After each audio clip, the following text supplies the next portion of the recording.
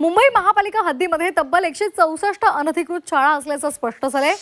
मुंबई महापालिकेनं या 164 अनधिकृत शाळांची यादी जाहीर केली आहे। शाळा अनधिकृत जाहीर झाल्यामुळे या शाळेमध्ये शिकणाऱ्या शेकडो विद्यार्थ्यांचं भवितव्य आता अधांतरी आहे। अनधिकृत असलेल्या या शाळांमध्ये मराठी, हिंदी, उर्दू आणि इंग्रजी शाळांचा समावेश आहे। चेंबूर, मानखुर्द, कोवंडी, मालाड, मालवणी या भागात सर्वाधिक अनधिकृत शाळा असल्याची माहिती समोर आली आहे। 164 शाळांपैकी 48 शाळांनी राज्य सरकारला आता पत्रव्यवहार केले आणि मान्यता घेण्यासाठी प्रयत्न सुरू केले।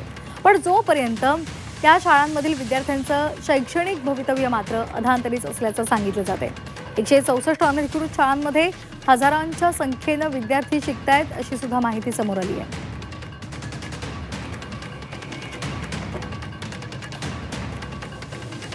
तर या संदर्भात अधिक माहितीसाठी आपण जाणार आहोत आमच्या प्रतिनिधी मनश्री पाठक यांच्याकडे। मनश्री, अनधिकृत शाळांचा मुद्दा पुन्हा एकदा समोर आलेला आहे। 164 अनधिकृत शाळा या मुंबईमध्ये आहेत, त्यामुळे आता विद्यार्थ्यांचं नेमकं काय होणार, त्यांचं शैक्षणिक भवितव्य आता अधांतरी आहे।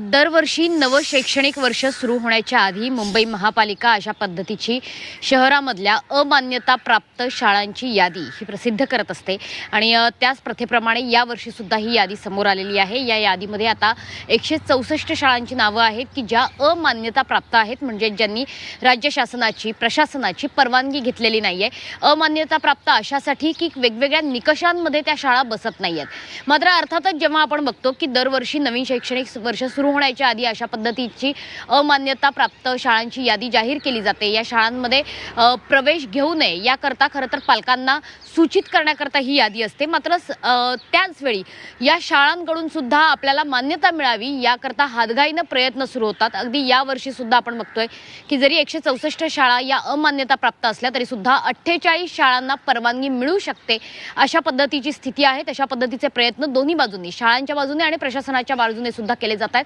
कारण आधीच त्या शाळेमध्ये ज्यांनी दाखला घेतलेला आहे त्या विद्यार्थ्यांचं शैक्षणिक नुकसान होऊ नये याकरता अशा पद्धतीने मान्यता मिळवून दिली जाते।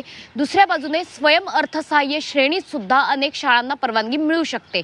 त्याच्यामुळे आता 164 शाळांची जी यादी आहे त्यामध्ये जर नव्यानं प्रवेश घेणारे कुणी पालक असतील आपल्या पाल्यासाठी तर त्यांना सूचित करण्यासाठीची ही यादी प्रसिद्ध केली जाते। इतकंच नाही तर आता या 164 शाळांमधून किती शाळांना मान्यता मिळवून देण्याकरता प्रशासन प्रयत्न करते हे बघणं सुद्धा तितकंच महत्त्वाचं आहे। धन्यवाद मनश्री, दिलेल्या सविस्तर माहितीसाठी।